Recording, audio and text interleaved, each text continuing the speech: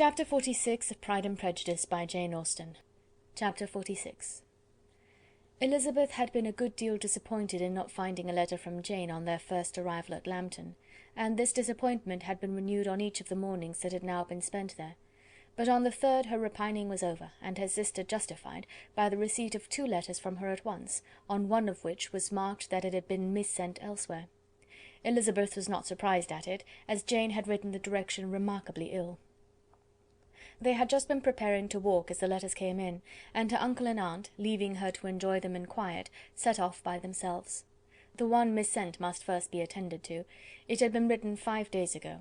The beginning contained an account of all their little parties and engagements, with such news as the country afforded, but the latter half, which was dated a day later, and written in evident agitation, gave more important intelligence. It was to this effect: "Since writing the above, dearest Lizzy, something has occurred of a most unexpected and serious nature, but I am afraid of alarming you.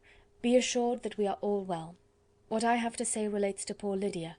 An express came at 12 last night, just as we were all gone to bed, from Colonel Forster, to inform us that she was gone off to Scotland with one of his officers.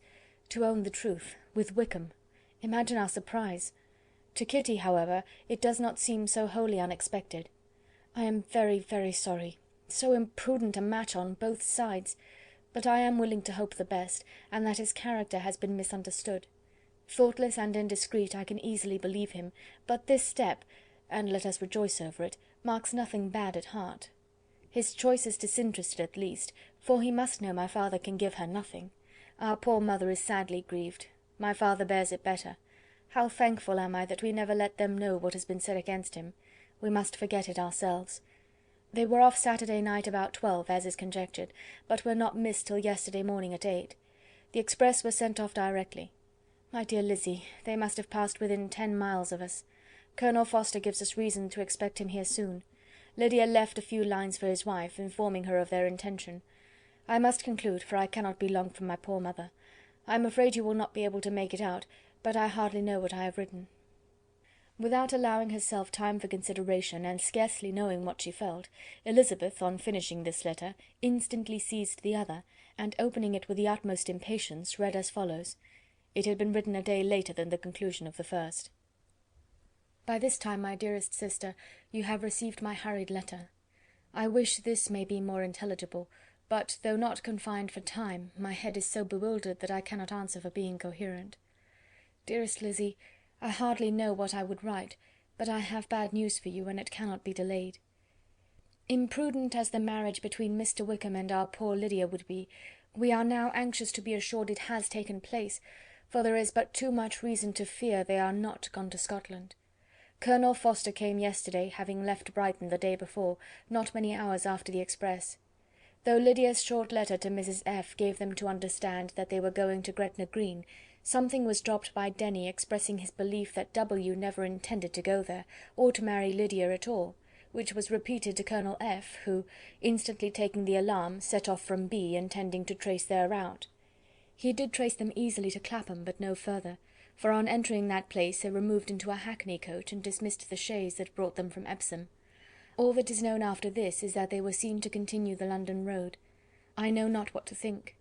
After making every possible inquiry on that side London, Colonel F. came on into Hertfordshire, anxiously renewing them at all the turnpikes, and at the inns in Barnet and Hatfield, but without any success. No such people had been seen to pass through. With the kindest concern he came on to Longbourn, and broke his apprehensions to us in a manner most creditable to his heart. I am sincerely grieved for him and Mrs. F., but no one can throw any blame on them. Our distress, my dear Lizzy, is very great. My father and mother believe the worst, but I cannot think so ill of him. Many circumstances might make it more eligible for them to be married privately in town than to pursue their first plan, and even if he could form such a design against a young woman of Lydia's connections, which is not likely, can I suppose her so lost to everything? Impossible. I grieve to find, however, that Colonel F. is not disposed to depend upon their marriage. He shook his head when I expressed my hopes, and said he feared W. was not a man to be trusted. My poor mother is really ill, and keeps her room. Could she exert herself, it would be better, but this is not to be expected. And as to my father, I never in my life saw him so affected. Poor Kitty has anger for having concealed their attachment, but as it was a matter of confidence, one cannot wonder. I am truly glad, dearest Lizzy, that you have been spared something of these distressing scenes. But now, as the first shock is over, shall I own that I long for your return? I am not so selfish, however, as to press for it, if inconvenient. Adieu. I take up my pen again to do what I have just told you I would not, but circumstances are such that I cannot help earnestly begging you all to come here as soon as possible. I know my dear uncle and aunt so well that I am not afraid of requesting it, though I have still something more to ask of the former. My father is going to London with Colonel Forster instantly, to try to discover her. What he means to do I am sure I know not, but his excessive distress will not allow him to pursue any measure in the best and safest way, and Colonel Forster is obliged to be at Brighton again to-morrow evening. In such an exigence my uncle's advice and assistance would be everything in the world. He will immediately comprehend what I must feel, and I rely upon his goodness. "Oh, where is my uncle?" cried Elizabeth, darting from her seat as she finished the letter, in eagerness to follow him without losing a moment of the time so precious. But as she reached the door it was opened by a servant, and Mr. Darcy appeared. Her pale face and impetuous manner made him start, and before he could recover himself to speak, she, in whose mind every idea was superseded by Lydia's situation, hastily exclaimed, "I beg your pardon, but I must leave you. I must find Mr. Gardiner this moment, on business that cannot be delayed. I have not an instant to lose." "Good God, what is the matter?" cried he, with more feeling than politeness. Then, recollecting himself, "I will not detain you a minute, but let me, or let the servant, go after Mr. and Mrs. Gardiner. You are not well enough. You cannot go yourself." Elizabeth hesitated, but her knees trembled under her, and she felt how little would be gained by her attempting to pursue them. Calling back the servant, therefore, she commissioned him, though in so breathless an accent as made her almost unintelligible, to fetch his master and mistress home instantly. On his quitting the room she sat down, unable to support herself, and looking so miserably ill that it was impossible for Darcy to leave her, or to refrain from saying, in a tone of gentleness and commiseration, "Let me call your maid. Is there nothing you could take to give you present relief? A glass of wine. Shall I get you one? You are very ill." "No, I thank you," she replied, endeavouring to recover herself. "There is nothing the matter with me. I am quite well. I am only distressed by some dreadful news which I have just received from Longbourn." She burst into tears as she alluded to it, and for a few minutes could not speak another word. Darcy, in wretched suspense, could only say something indistinctly of his concern, and observe her in compassionate silence. At length she spoke again. "I have just had a letter from Jane with such dreadful news. It cannot be concealed from anyone. My younger sister has left all her friends, has eloped, has thrown herself into the power of Mr. Wickham. They are gone off together from Brighton. You know him too well to doubt the rest. She has no money, no connections, nothing that can tempt him to... She is lost for ever." Darcy was fixed in astonishment. "When I consider," she added in a yet more agitated voice, "that I might have prevented it, I who knew what he was. Had I but explained some part of it only, some part of what I learned, to my own family, had his character been known, this could not have happened. But it is all too late now." "I am grieved indeed," cried Darcy. "Grieved, shocked. But is it certain, absolutely certain?" "Oh, yes. They left Brighton together on Sunday night, and were traced almost to London, but not beyond. They are certainly not gone to Scotland." "And what has been done, what has been attempted to recover her?" "My father is gone to London, and Jane has ridden to beg my uncle's immediate assistance, and we shall be off, I hope, in half an hour.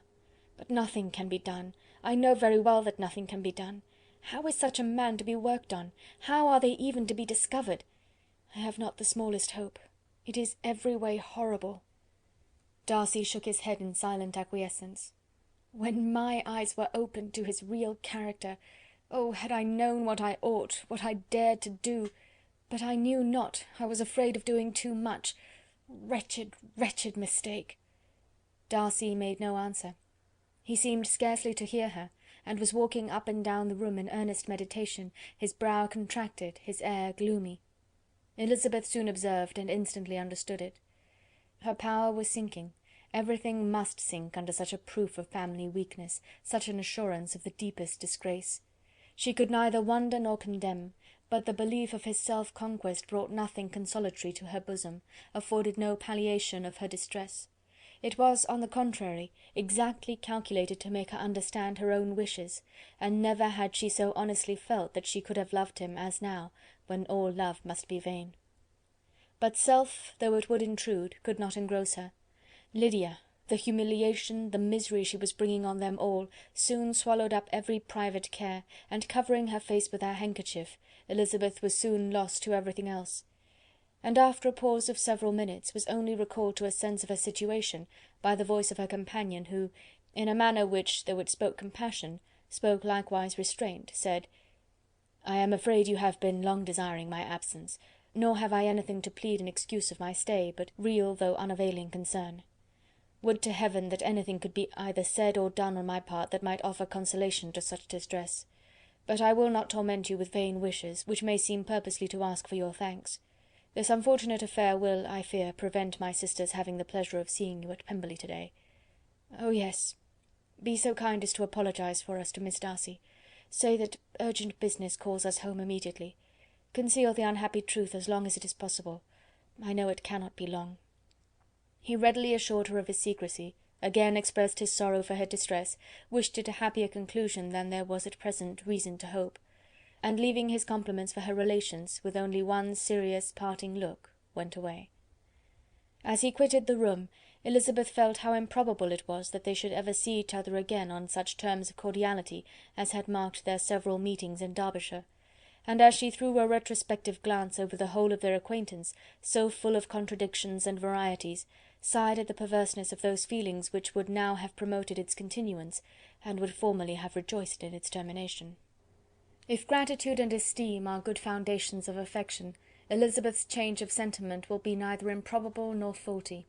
But if otherwise, if regard springing from such sources is unreasonable or unnatural in comparison of what is so often described as arising on a first interview with its object, and even before 2 words have been exchanged, nothing can be said in her defence, except that she had given somewhat of a trial to the latter method in her partiality for Wickham, and that its ill success might, perhaps, authorise her to seek the other less interesting mode of attachment.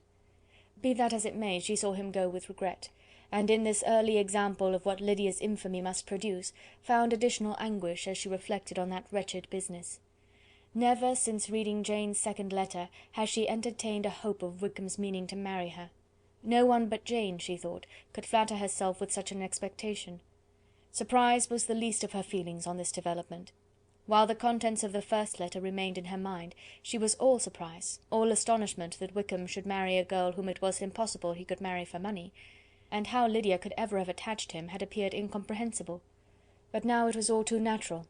For such an attachment as this she might have sufficient charms, and though she did not suppose Lydia to be deliberately engaging in an elopement without the intention of marriage, she had no difficulty in believing that neither her virtue nor her understanding would preserve her from falling an easy prey. She had never perceived, while the regiment was in Hertfordshire, that Lydia had any partiality for him, but she was convinced that Lydia wanted only encouragement to attach herself to anybody. Sometimes one officer, sometimes another, had been her favourite, as their attentions raised them in her opinion. Her affections had continually been fluctuating, but never without an object. The mischief of neglect and mistaken indulgence towards such a girl, oh, how acutely did she now feel it! She was wild to be at home, to hear, to see, to be upon the spot to share with Jane in the cares that must now fall wholly upon her in a family so deranged. A father absent, a mother incapable of exertion and requiring constant attendance, and though almost persuaded that nothing could be done for Lydia, her uncle's interference seemed of the utmost importance, and till he entered the room her impatience was severe. Mr. and Mrs. Gardiner had hurried back in alarm, supposing by the servant's account that their niece was suddenly taken ill, but satisfying them instantly on that head, she eagerly communicated the cause of their summons, reading the 2 letters aloud, and dwelling on the postscript of the last with trembling energy. Though Lydia had never been a favourite with them, Mr. and Mrs. Gardiner could not be but deeply afflicted. Not Lydia only, but all were concerned in it, and after the first exclamations of surprise and horror, Mr. Gardiner promised every assistance in his power. Elizabeth, though expecting no less, thanked him with tears of gratitude, and all 3 being actuated by one spirit, everything relating to their journey was speedily settled. They were to be off as soon as possible. "But what is to be done about Pemberley?" cried Mrs. Gardiner. "John told us Mr. Darcy was here when you sent for us. Was it so?" "Yes. and I told him we should not be able to keep our engagement. That is all settled." "What is all settled?" repeated the other, as she ran into her room to prepare. "And are they upon such terms as for her to disclose the real truth? Oh, that I knew how it was!" But wishes were vain, or at least could only serve to amuse her in the hurry and confusion of the following hour. Had Elizabeth been at leisure to be idle, she would have remained certain that all employment was impossible to one so wretched as herself. But she had her share of business as well as her aunt, and amongst the rest there were notes to be written to all their friends at Lambton, with false excuses for their sudden departure. An hour, however, saw the whole completed, and Mr. Gardiner meanwhile having settled his account at the inn, nothing remained to be done but to go, and Elizabeth, after all the misery of the morning, found herself, in a shorter space of time than she could have supposed, seated in the carriage and on the road to Longbourn. Chapter 47.